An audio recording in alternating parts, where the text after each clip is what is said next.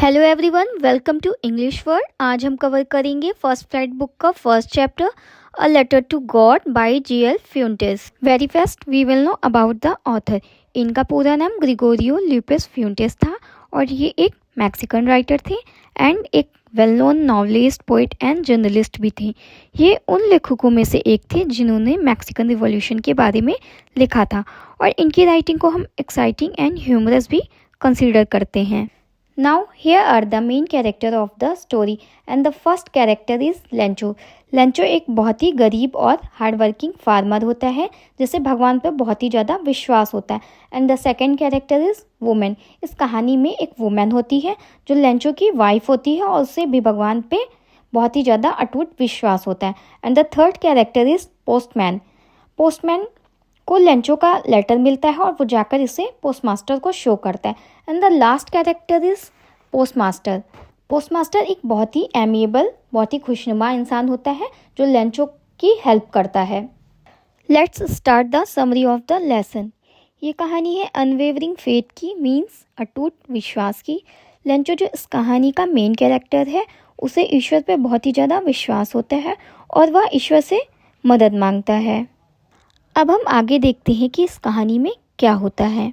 इस कहानी में लेंचो नाम का एक बहुत ही गरीब किसान होता है जिसका घर इंटायर वैली में, संपूर्ण घाटी में निचली पहाड़ी की चोटी पर स्थित होता है, means crest of the low hill पर सिचुएटेड होता है, जहाँ से वह अपने पके हुए खेतों को बहुत ही आराम से देख सकता था। और इस साल वह गुड हार्वेस्ट, अच्छी फसल एक्सपेक्ट करता है, लेकिन इसके लिए उसको लगता है कि अगर बारिश हो जाएगी तो उसकी फसल और भी अच्छी हो जाएगी, मीन्स उसके खेतों को बारिश की कुछ बूंदों की ज़रूरत होती है। वो अपनी वाइफ से कहता है, लगता है कि इस बार बहुत ही अच्छी बारिश होने वाली होती है। उसकी वाइफ जो लंच प्रिपेयर कर रही होती है रिप्लाई देती है, यस गॉड विलिंग, हाँ ऐसा ज़रूर होगा अगर भगवान ने चाहा तो। उसके कुछ लड़के बाहर खेल रहे होते हैं और कुछ खेत में काम कर रहे होते हैं। तभी उसकी वाइफ सभी को लंच के लिए बुलाती है और बोलती है आके खाना खा लो। खाना खाने के समय लेंचो क्या देखता है कि बारिश की बड़ी बड़ी बूंदें गिरने लगती हैं और नॉर्थ ईस्ट साइड से बहुत बड़े बड़े बादल आते हुए दिखाई देते हैं और एयर कैसी होती है, स्वीट होती है और क्लीन होती है।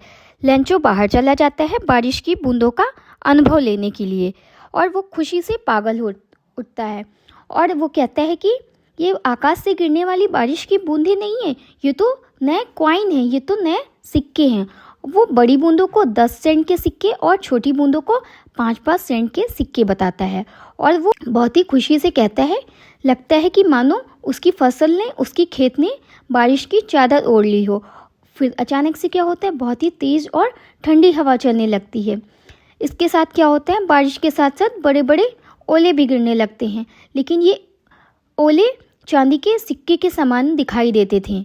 लड़के जो होते हैं वो भागते हुए उन जमे हुए मोतियों को बटोरने के लिए घर से बाहर निकल आते हैं, लेकिन वास्तव में ये बहुत ही बुरा हो रहा होता है। लेंचो कहता है कि मुझे लगता है कि यह शीघ्र ही समाप्त हो जाएगा, अगर ये शीघ्र समाप्त नहीं हुआ तो पूरी की पूरी फसल बर्बाद हो जाएगी। लेकिन जो ओले होते हैं कंटिन्यूअसली 1 घंटे तक लगातार गिरते रहते हैं, जिससे कि पूरी की पूरी जो फसल होती है वो बर्बाद हो जाती है। पूरा जो खेत होता है वो सफ़ेद सा दिखने लगता है, ऐसा लगता है कि मानो पूरा नमक से ढक गया हो और पेड़ों पर एक भी पत्ती नहीं बचती है।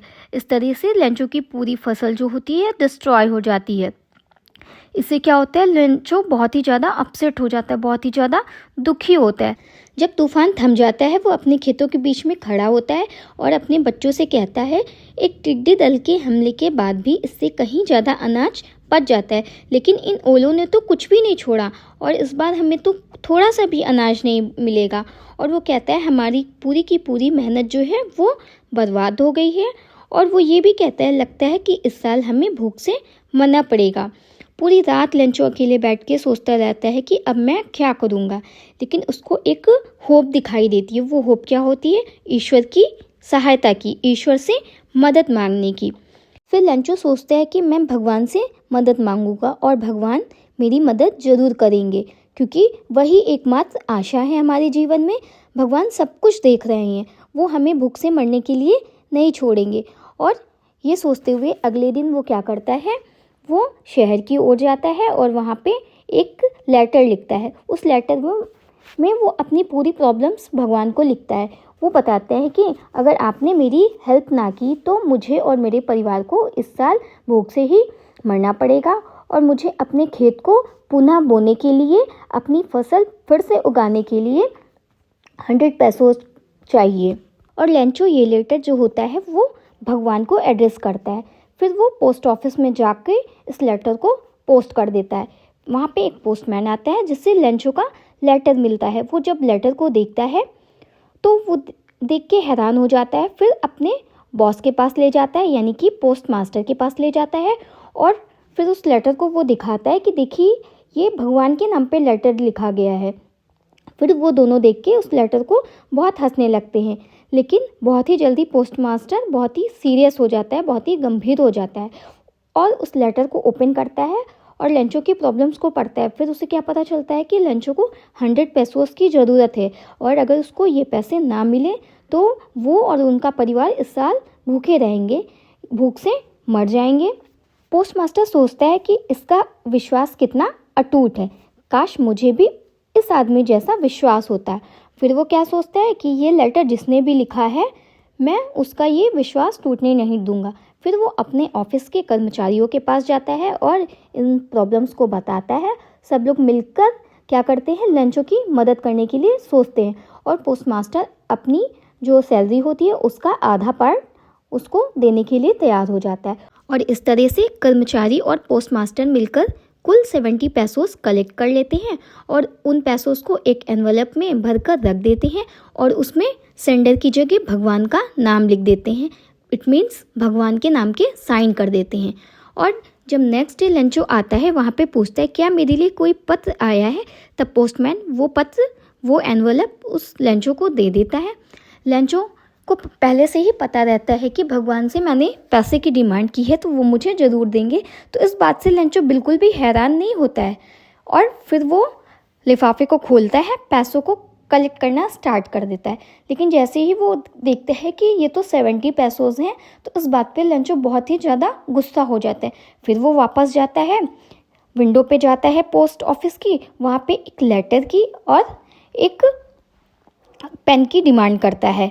फिर वो अनदर लेटर लिखना स्टार्ट कर देता है, मीन्स सेकंड लेटर भगवान को लिखना स्टार्ट कर देता है। उस सेकंड लेटर में लिखता है, भगवान मैंने तो आपसे 100 पैसोस मांगा था लेकिन आपने तो केवल 70 ही भेजे हैं, इसलिए प्लीज़ मुझे बाकी के बचे हुए पैसे दे दीजिए वरना मेरे लिए गुजारा करना बहुत ही मुश्किल हो जाएगा। और साथ में वो ये भी लिखता है कि इस बार आप मुझे जो भी पैसे भेजिएगा आप वो मेरे एड्रेस पे भेजिएगा, डायरेक्ट मेरे पते पे भेजिएगा, क्योंकि ऑफिस के कर्मचारी बहुत ही कनिंग है, बहुत ही चालाक हैं।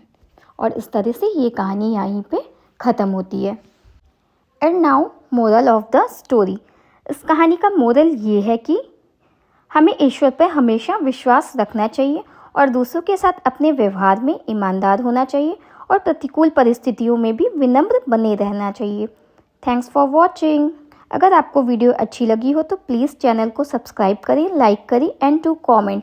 एंड आपको इस लेसन की समरी चाहिए, की पॉइंट्स चाहिए तो आप मेरे टेलीग्राम चैनल को ज्वाइन कर सकते हैं जिसकी लिंक आपको डिस्क्रिप्शन में दी हुई है।